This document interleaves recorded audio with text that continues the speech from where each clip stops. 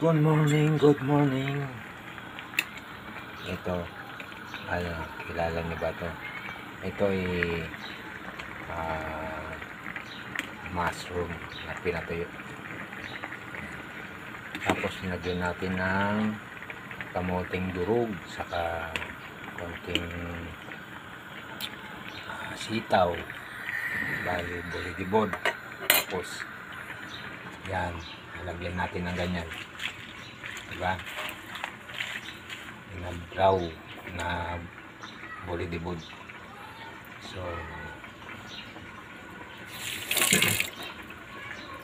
yan, yan ang ulam natin ngayon. Meron pa tayong lagyan natin ng hipong tuyo. Yan,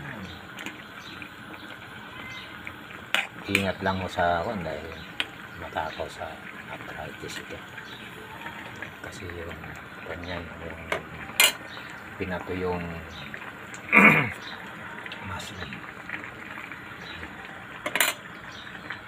Ito yan,